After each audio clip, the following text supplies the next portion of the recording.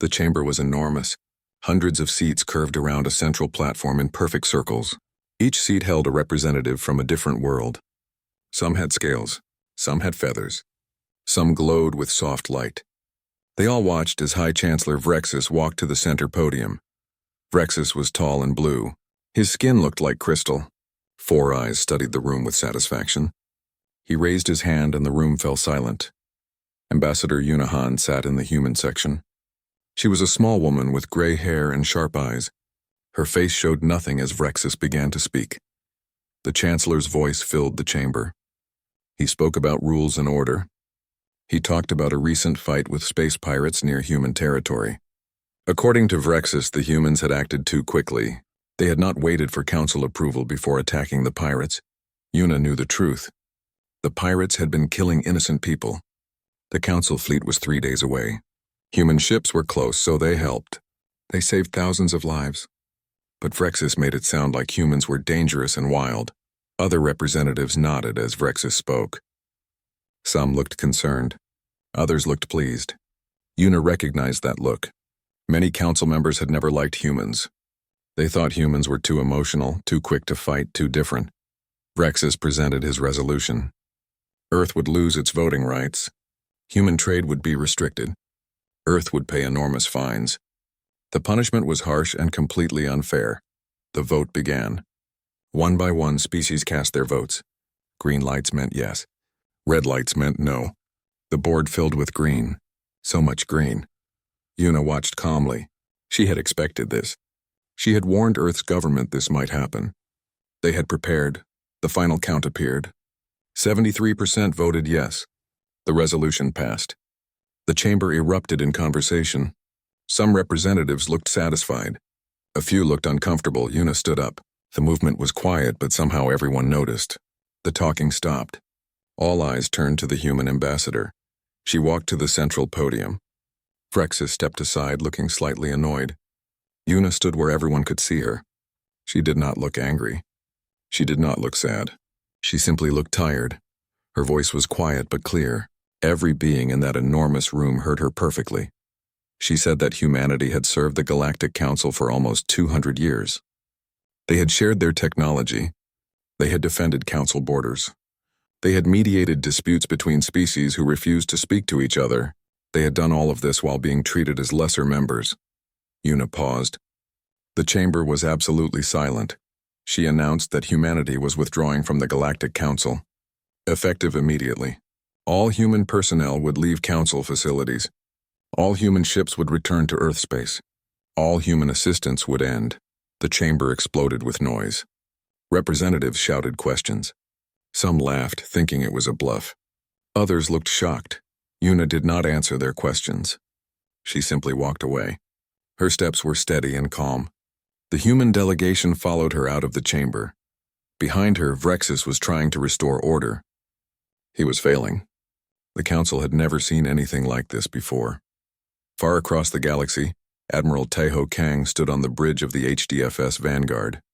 He was a large man with gray hair and scars from old battles. He had spent 40 years protecting council space. He knew every defensive position, every weak point, every strategic location.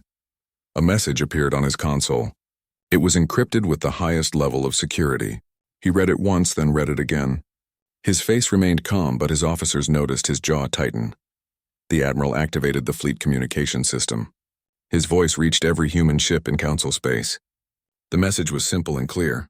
All human vessels were to disengage from current operations and return to Sol system. No explanations. No debates. Just come home. Within hours, human ships across the galaxy began to move. They left defensive positions they had held for decades. They departed from joint patrols with council forces. They withdrew from space stations where they had served alongside alien crews. Council officers watched in confusion as their human counterparts packed their belongings. Some tried to ask questions. The humans were polite but silent. They simply said they had received orders to leave. On Station Prime, the massive orbital facility that served as council headquarters, Chief Engineer Minho Park walked through the power distribution center. He was a quiet man who preferred machines to politics. For 20 years, he had maintained the station's critical systems. Minho carried a datapad filled with technical manuals and access codes. He transferred everything to the station's central computer. Every specification, every maintenance schedule, every emergency procedure. He left nothing out. A Vothian engineer approached him. The alien's crystalline features showed confusion. He asked where Minho was going. Minho explained that all the information needed to maintain the systems was now in the computer. The access codes were there. The manuals were complete. The Vothian engineer should have no problems. The alien looked at the data.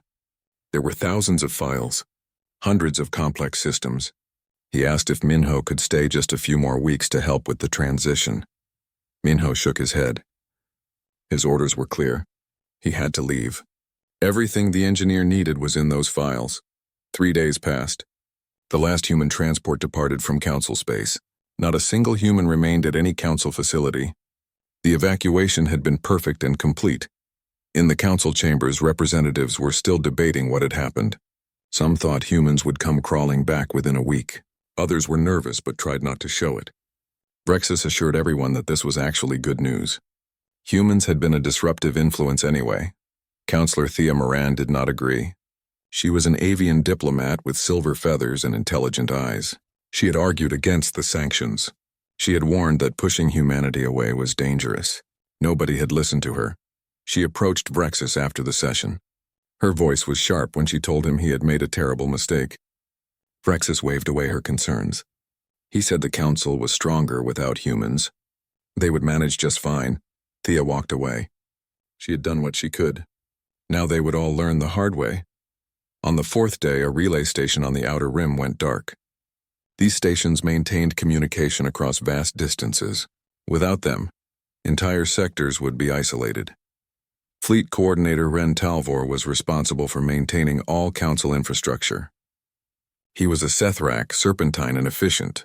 When he received the alert about the relay station, he immediately assigned a repair crew. The crew never arrived. He checked the roster and discovered the crew had been human. He tried to assign a different crew.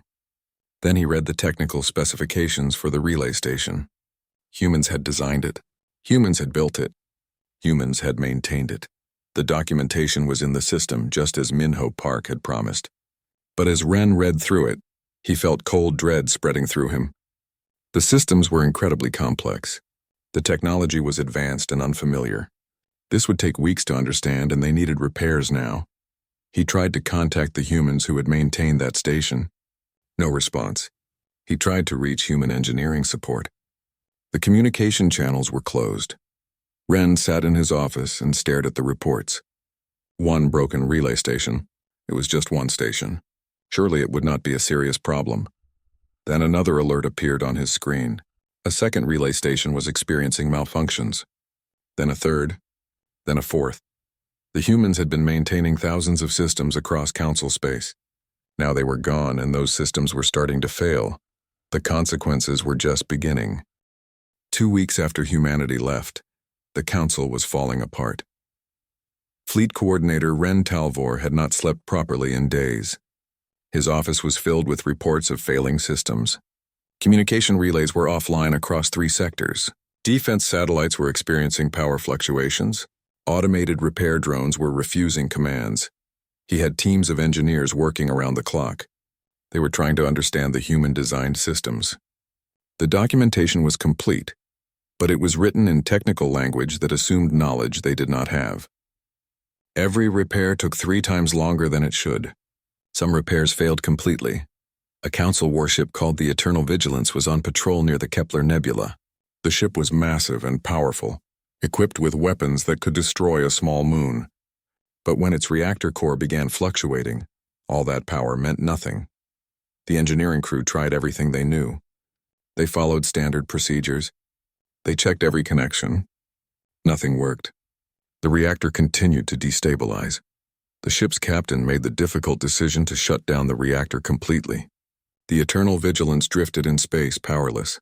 They sent out a distress call. A rescue vessel took 3 days to reach them.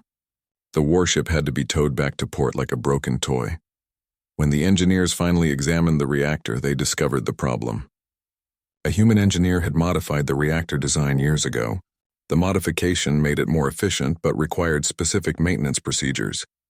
Those procedures were in the documentation, but buried in technical notes that nobody had read carefully.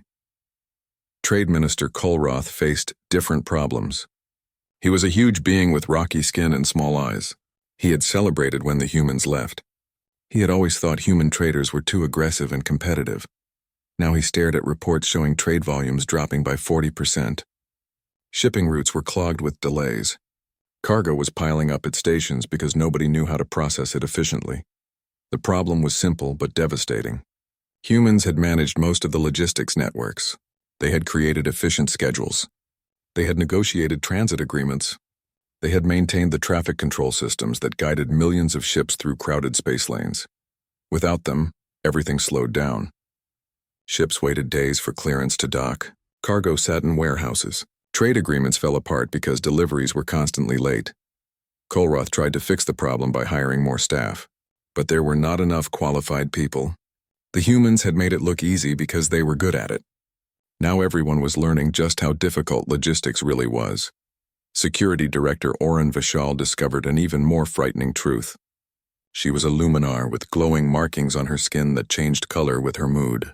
Right now, those markings were dark purple, the color of fear. Human intelligence operatives had been monitoring threats across the galaxy. They had infiltrated criminal organizations. They had tracked terrorist cells. They had provided early warning of potential attacks. When the humans left, they took all their intelligence networks with them. Suddenly, the Council was blind. They did not know what threats were developing. They had no agents in dangerous territories. Their information sources had dried up completely. The consequences came quickly. A terrorist group attacked a Council research station on the border. The attack killed 47 people and destroyed years of scientific work. The Council had received no warning because the intelligence network that would have detected the plot no longer existed. Oren tried to rebuild the intelligence networks. It was impossible. The humans had spent decades building relationships and placing agents. You could not recreate that in weeks or even months. Political problems emerged too.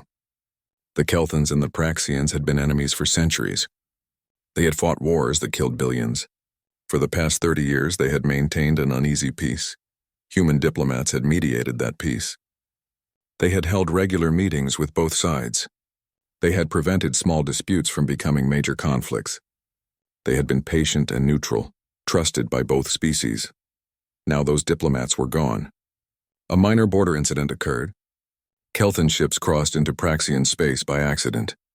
In the past, a human mediator would have smoothed things over within hours. Now there was nobody both sides trusted to mediate. The Praxians demanded an apology. The Kelthans refused. Both sides began moving military forces to the border. Council diplomats tried to intervene, but neither species would listen to them. Old hatreds were surfacing again. High Chancellor Vrexus called emergency sessions every day. The council chambers were filled with angry voices and desperate debates. Some representatives still insisted everything would be fine. Others demanded action. Vrexus tried to contact Earth. He sent messages through every available channel. He offered to rescind the sanctions. He offered to restore human voting rights. He even offered additional concessions. There was no response. The humans did not even acknowledge his messages. It was as if Earth had simply disappeared from the galaxy. Counselor Thea Moran watched the chaos with sad eyes. She had warned them. She had told them that humans were essential to the Council's functioning. Nobody had believed her. Now they were paying the price. She tried to offer advice, but Vrexus refused to listen to her. He was too proud to admit he had made a catastrophic mistake. In Sol's system, far from the failing Council, humanity was busy. Admiral Teho Kang stood in the command center of the new Mars Defense Station. Construction crews were working day and night. New ships were being built. New defensive positions were being established. The Admiral watched the progress with satisfaction. For too long, humanity had focused on defending Council space instead of securing their own territory. Now they were correcting that mistake. Dr. Jiwan Lee entered the command center. She was a xenoanthropologist who had studied the Council for 20 years. She carried a datapad filled with reports from Council space. She showed the Admiral the latest information. Infrastructure failures were spreading. Trade was collapsing. Political tensions were rising. Everything was happening exactly as she had predicted. The Admiral asked if they should help. Ji-won shook her head. The Council needed to understand the true scope of their dependence on humanity. If humans rushed back to fix things, the lesson would be lost. The Council would return to treating them as servants instead of partners. Captain Hee-jin Choi had a different perspective. She was a special operations commander who believed in direct action. She argued that they should use this opportunity to negotiate better terms. The Council was desperate. Humanity could demand anything they wanted. Ambassador Yoon Han listened to all the opinions. Then she made her decision. Humanity would remain silent. They would not respond to Council messages. They would not offer help. They would simply wait. Some thought this was cruel. Yoon disagreed. The Council had treated humanity with contempt for 2 centuries. They had taken human contributions for granted. They had passed sanctions based on lies and prejudice. Now the Council was learning what the galaxy looked like without humans. It was not pretty, but it was necessary. Only when they truly understood their mistake would real change be possible. Chief Engineer Min-ho Park reviewed reports from his former colleagues, still monitoring Council systems remotely. The failures were cascading faster than expected. Within a month, major systems would start experiencing critical breakdowns. He felt a small twinge of guilt. He had maintained those systems for 20 years. He knew every quirk and weakness. Part of him wanted to help. But Min-ho also remembered the way Council engineers had treated him. They had dismissed his suggestions. They had ignored his warnings. They had assumed that because the systems ran smoothly, the work must be easy. Now they were learning the truth. Keeping complex systems running was hard work that required expertise and dedication. The Council had taken that work for granted. 3 weeks after humanity's departure, a priority alert reached the Council. Long-range sensors had detected a massive fleet entering Council space from the Galactic Rim. The fleet belonged to the Kashari Dominion. The Kashari were a militaristic empire that had clashed with the Council many times. They were aggressive, disciplined, and dangerous. For years, the threat of Council military power had kept them at bay, but the Kashari had been watching. They had seen the humans leave. They had observed the infrastructure failures. They had noticed the political chaos. And they had decided this was their opportunity. Fleet Coordinator Ren Talvor received the alert and felt his heart sink. The Kashari fleet was huge, hundreds of warships, and the Council fleet was in no condition to fight them. Half the ships had maintenance issues. Communication systems were unreliable. Coordination would be difficult. Ren sent an emergency message to High Chancellor Vrexus. Then he did something he had never thought he would do. He sent a desperate plea to Earth. The message was simple. The Council needed help. People would die without it. Would humanity please respond? The Kashari invasion began at dawn in the Outer Rim territories. 300 warships appeared from hyperspace and immediately opened fire on Council defensive positions. The attack was coordinated and brutal. Council forces tried to respond, but everything went wrong. Communication systems lagged. Ships that should have been in position were still undergoing repairs. Defense satellites failed to activate properly. The first battle lasted less than 4 hours. The Council lost. Within 2 days, the Kashari had captured 5 star systems. Millions of civilians fled toward the core territories. Refugee ships overwhelmed the stations trying to help them. There was not enough food, not enough medical supplies, not enough space. High Chancellor Vrexus held emergency meetings around the clock. His 4 eyes had lost their confident gleam. He looked tired and desperate. He sent message after message to Earth. Each one was more pleading than the last. The Council offered to rescind all sanctions against humanity. They offered to restore voting rights. They offered economic incentives and trade agreements. They offered territory. Vrexus promised everything he could think of. Ambassador Yoon Han finally responded. Her message contained one word: no. The Council chambers erupted in panic when that message was received. Representatives shouted at each other. Some demanded that humanity be forced to help. Others argued that humanity owed the Council nothing after how they had been treated. Councillor Thea Moran stood and called for silence. Her silver feathers were ruffled with anger, but her voice was steady. She told them they had brought this on themselves. They had punished humanity unjustly. They had dismissed human contributions as worthless. Now they wanted humans to save them? She said humanity had every right to refuse. The council had made their choice. Now they had to live with it. Rexus tried to shout her down, but other representatives were starting to agree with Thea. A vote was called. By a narrow margin, Rexus was removed from his position as High Chancellor. Thea Moran was elected to replace him. In Sol's system, the human leadership gathered in a secure conference room on Earth. The room had a large window showing the blue planet below. They sat around a table and debated what to do. Admiral Tai-Ho Kang spoke first. His voice was heavy with concern. Billions of innocent people were in danger. The Kashari did not care about civilian casualties. If the council fell, countless beings would die. Could humanity really stand by and watch that happen? Captain Hyejin Choi argued differently. She said the council needed to learn this lesson. If humanity rushed in to save them now, nothing would change. In 10 years or 20 years, the same thing would happen again. The council would return to taking humans for granted. Dr. Jiwon Lee presented her analysis. She had studied galactic politics for decades. She explained that there were two paths forward. Path 1 was to help the council unconditionally, which would restore the old relationship where humans did the work and received no respect. Path 2 was to help on human terms, which would establish a new relationship based on genuine equality. Chief Engineer Minho Park pointed out a practical concern. If humans intervened and fixed everything, the council would expect them to maintain everything forever. The council needed to learn how to take care of their own systems. Ambassador Yunahan listened to everyone. Then she made her proposal. Humanity would act, but not to save the council. They would act to save innocent civilians. Human ships would protect refugee convoys. They would defend civilian stations. They would evacuate endangered colonies. But they would not defend council military installations. The council fleet would have to handle that themselves. This approach would help people who needed it while making clear that humanity was not returning to their old role. The council would have to fight their own battles. After more debate, the leadership agreed. Admiral Kang began mobilizing the fleet.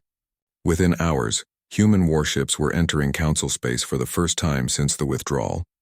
The first human intervention occurred near the Andali colony. The colony had 3 million inhabitants and no military defenses.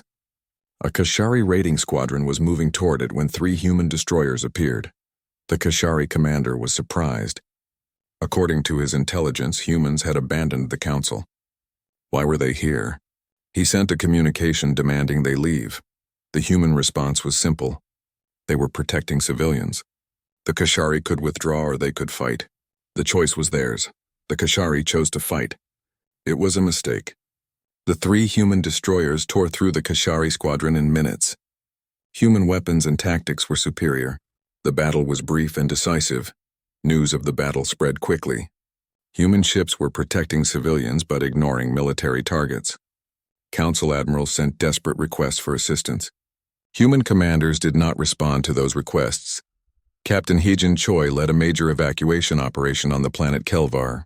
The planet had 50 million inhabitants and was directly in the path of the Kashari advance. Council military forces were retreating, leaving the civilians behind. Hyejin brought in a fleet of transport ships protected by a screen of warships. Her forces landed on the planet and began organizing the evacuation. They worked with calm efficiency, moving millions of people to safety. A council admiral sent an urgent message. His fleet was pinned down by Kashari forces just 3 light years away. If human ships would help, they could defeat the enemy together. Hyejin ignored the message. Her mission was to save civilians, not to bail out council military commanders who had abandoned their positions. The council admiral was furious. He accused Hyejin of betrayal and cowardice. She still did not respond. She had her orders. She followed them. Councillor Thea Moran, now High Chancellor, watched the reports with mixed feelings. Humans were saving millions of lives. She was grateful for that. But the way they were doing it made a clear statement. Humanity was not part of the council anymore. They were an independent power that would help on their own terms. Thea understood what needed to happen. She sent a message to Ambassador Yunahan, not a demand, not a plea, a question. What did humanity want? Yuna responded with a detailed proposal. Humanity would help end the war with the Kashari, but in return, the council had to fundamentally restructure. The days of powerful species dominating everyone else had to end. Every member species needed equal voice and equal respect. Economic policies had to be transparent and fair. Military command had to be decentralized, so no single species could control the entire fleet. Most importantly, humanity would not rejoin the Council. They would remain independent. The Council could accept these terms and gain humanity as an allied partner, or they could refuse and face the Kashari alone. Thea brought the proposal to the Council. The debate was fierce. Some representatives wanted to reject the demands. They said humanity was being arrogant and unreasonable. Thea pointed out the obvious. The Council was losing the war. Their infrastructure was failing. Their political system was broken. They could either accept change or they could fall apart completely. The vote took hours. Many representatives struggled with the idea of giving up their privileged positions. But fear won over pride. The proposal passed. When Ambassador Yunahan received confirmation that the Council had accepted the terms, she smiled for the first time in weeks. She activated a secure channel to Admiral Kang. The Admiral had been waiting for this signal. He had kept the main human battle fleet in reserve. Now he unleashed it. 200 human warships emerged from hyperspace in Kashari-occupied territory. They were not there to defend. They were there to attack. The galaxy was about to witness the full might of humanity's military power. Admiral Kang stood on the bridge of the Vanguard and gave the order. All ships were to engage enemy forces. Show no mercy to military targets. Protect all civilians. Win this war, the counteroffensive had begun. Admiral Teho Kang commanded the largest human fleet ever assembled. 200 warships moved through space in perfect formation. Each ship was crewed by people who had spent years defending Council borders.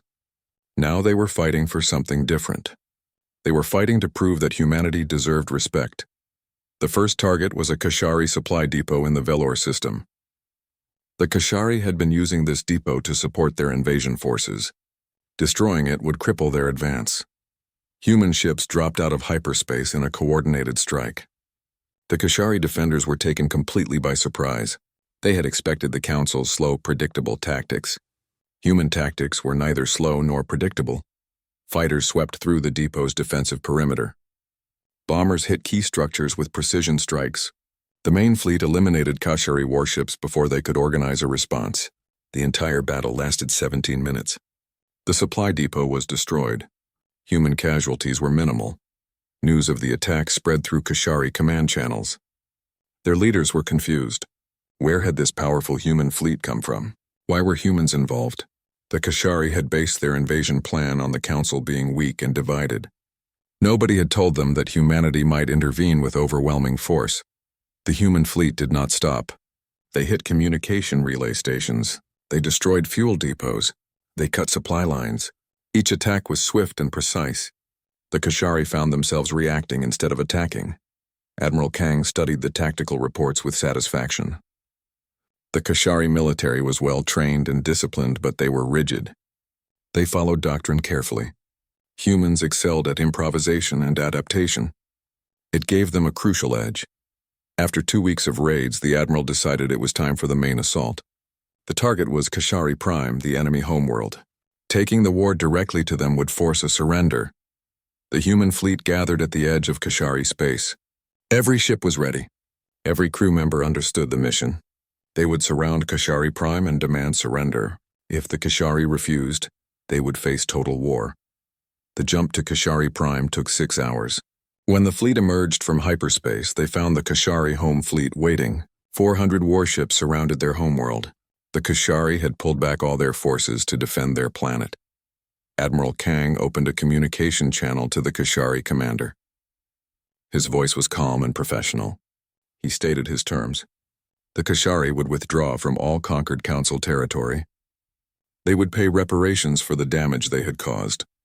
They would enter into a non-aggression treaty. If they refused, human forces would destroy their fleet and blockade their planet. The choice was theirs. The Kashari commander laughed. He said humans were outnumbered 2-1. He would crush them and then continue his conquest of Council space. Admiral Kang ended the communication. He gave the order to attack. The battle for Kashari Prime was the largest space engagement in 50 years. Hundreds of ships clashed in a volume of space spanning millions of kilometers. Weapons fire lit up the darkness. Ships exploded. Debris fields expanded. The Kashari fought with courage and discipline. But they were fighting the wrong way. They maintained rigid formations. They followed established tactics. They did what their doctrine told them to do. Human forces fought differently.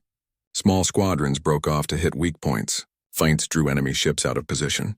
Unexpected maneuvers created openings for devastating attacks. The humans were writing new tactics in real time, and the Kashari could not adapt fast enough. After 8 hours of battle, the Kashari formation began to collapse. They had lost a third of their fleet. Human losses were less than 10%. The outcome was becoming clear. The Kashari commander sent a surrender message. Admiral Kang accepted. The war was over. Across the galaxy, beings watched the news with amazement. Humanity had defeated the Kashari in less than a month. The Council had been struggling against them for weeks with no success. Many species began to understand that they had seriously underestimated human capabilities.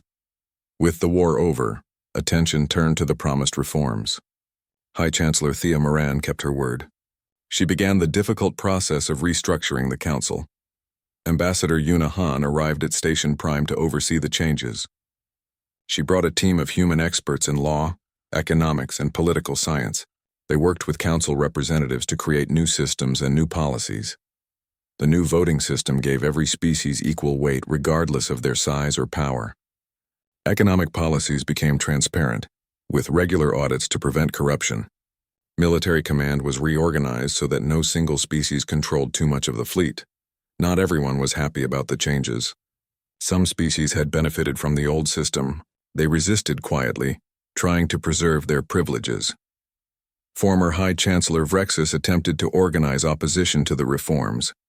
He gave speeches about tradition and the importance of experience. He argued that humanity was overstepping its authority. His efforts failed. Too many council members remembered how his arrogance had led to disaster.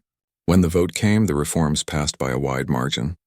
Vrexus retreated from public life, his political career destroyed. Chief Engineer Minho Park reluctantly agreed to establish training programs for council engineers. He was not enthusiastic about teaching, but he recognized the necessity. His first class consisted of 50 engineers from various species. They all thought they understood complex systems. Minho quickly showed them how much they did not know. He was patient but blunt. When an engineer made a mistake, Minho explained exactly what went wrong and why. He did not sugarcoat his criticism. His students learned quickly or they failed. One Vothian engineer complained that Minho was too harsh. Minho looked at him with tired eyes and explained a simple truth. The reason council engineers had struggled was not because they lacked intelligence. It was because they had lacked humility. They had assumed human technology was simple, because humans made it look easy. Maintaining complex systems required constant attention, deep understanding, and willingness to learn. The council had taken all of that for granted. Now they were learning to do it themselves. Dr. Jiwon Lee published her research on the systemic biases that had led to the crisis. Her work was detailed and carefully documented. It showed how prejudice and arrogance had built up over decades until they created catastrophic institutional failure. The research became required reading in diplomatic academies across the galaxy. Students studied humanity's withdrawal as an example of strategic restraint. Military academies analyzed the human campaign against the Kashari as a masterclass in adaptive warfare. 6 months after humanity's withdrawal, the new council structure was complete. A formal ceremony was held to mark the occasion. Representatives from hundreds of worlds gathered on Station Prime. High Chancellor Thea Moran gave a speech acknowledging past mistakes. She thanked humanity for their patience and for forcing the Council to evolve. She announced that humanity would be recognized as an independent allied power, working with the Council as equals. Ambassador Yuna Han accepted the recognition on behalf of Earth. Her speech was short. She said humanity looked forward to cooperation based on mutual respect. No flowery language, no grand promises, just simple truth. After the ceremony, Thea and Yuna met privately. They shared a quiet moment looking out at the stars. Thea admitted that the withdrawal had been painful but necessary. Without it, the Council would have continued down the same path until something worse happened. Yuna agreed. Sometimes the kindest thing you could do was let someone face the consequences of their actions. The council had learned. The galaxy was better for it. They stood together in comfortable silence, two leaders who understood that sometimes the hardest decisions were the right ones.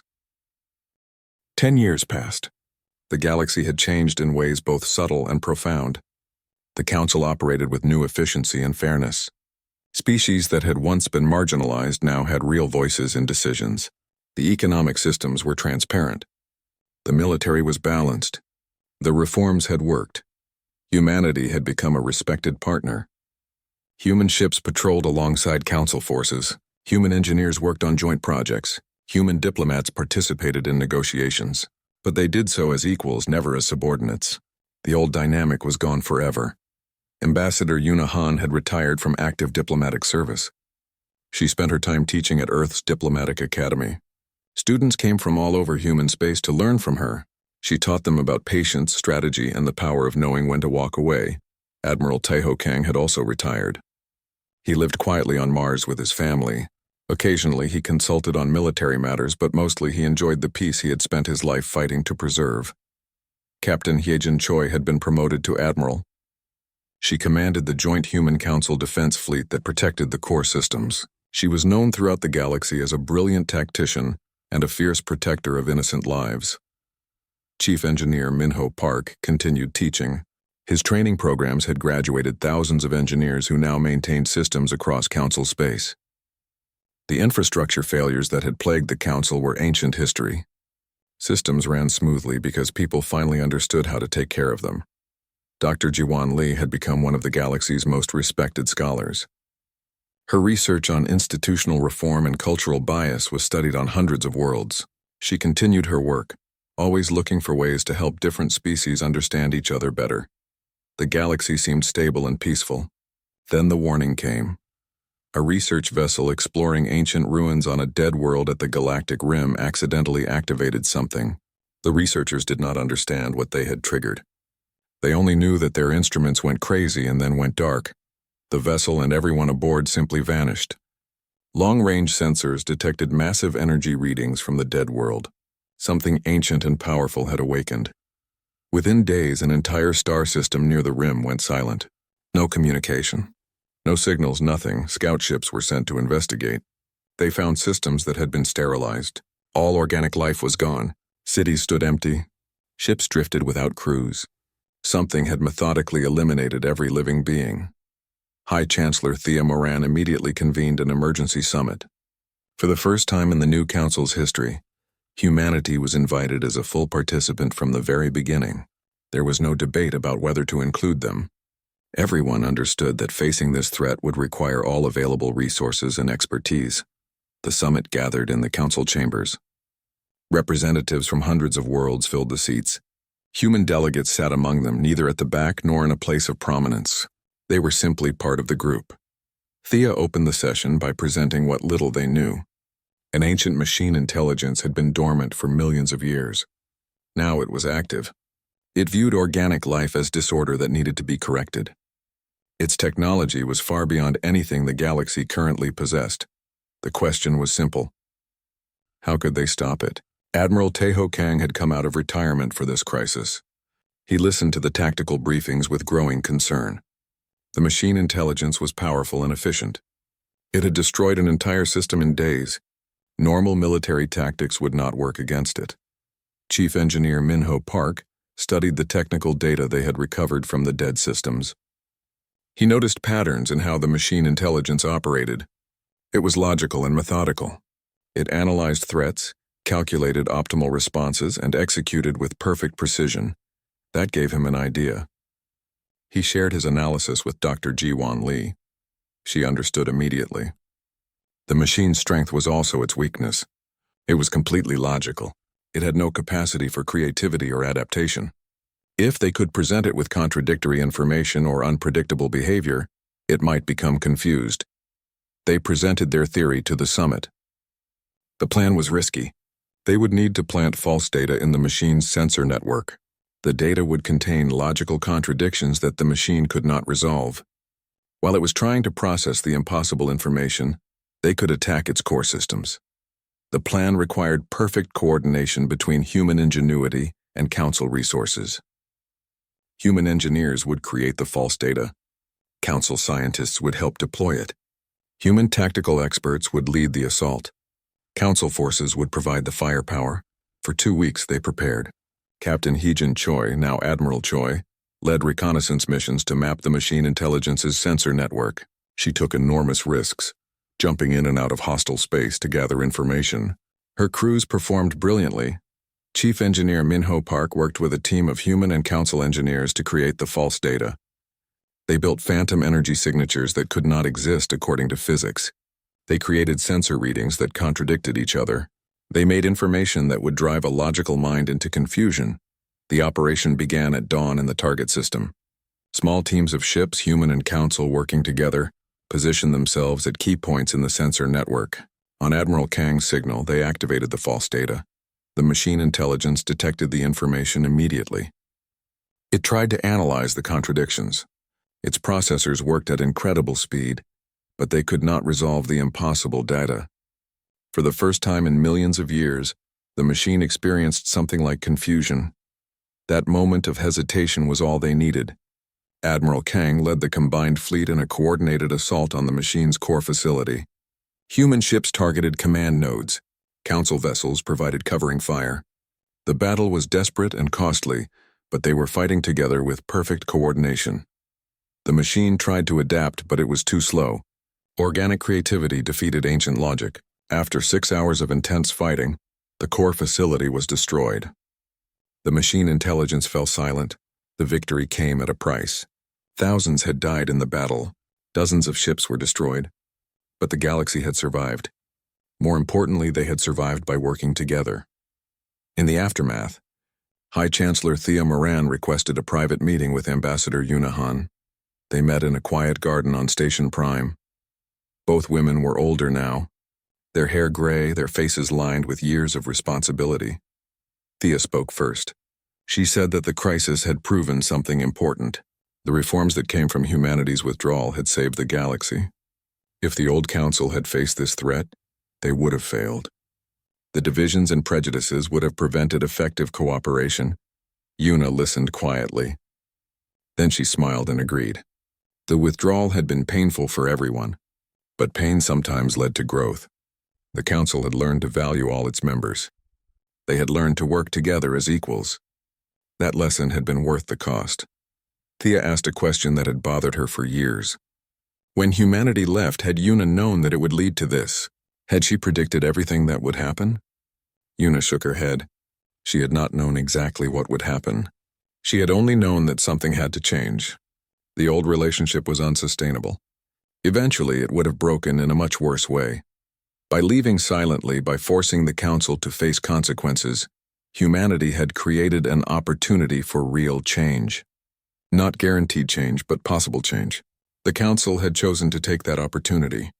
That choice had made all the difference. Years later, a young human cadet sat in Ambassador Yuna Han's classroom at the Diplomatic Academy. The cadet asked the question that many had asked before. Why had humanity chosen to leave silently instead of fighting back? Yuna looked at her students. She explained that power came in many forms. Military strength was one form. Economic influence was another. But true power, lasting power, came from something different. True power was knowing when to act and when to wait. It was understanding that sometimes the best response to disrespect was not violence, but absence. It was having the strength to let others face the consequences of their choices and the wisdom to help them when they finally understood their mistakes. The cadet thought about this. Then she asked if the silence had been worth it. Had it really changed anything? Yuna smiled. She told the cadet to look at the galaxy today. Humans and aliens worked together as equals. The council operated with fairness and respect. Old prejudices had faded. The galaxy was stronger and safer. All of that had come from humanity's choice to walk away, to leave silently, to let others learn the hard way. Yes, it had been worth it. The cadet nodded slowly, beginning to understand. Humanity's greatest achievement was not their technology or their military victories. It was their patience, their willingness to endure disrespect without losing their dignity, their wisdom to know that sometimes The most powerful thing you could do was nothing at all. Outside the classroom window, ships from a dozen different species moved through Earth orbit, human vessels and council ships working together, protecting the peace they had all learned to value. The humans had left silently. In doing so, they had changed everything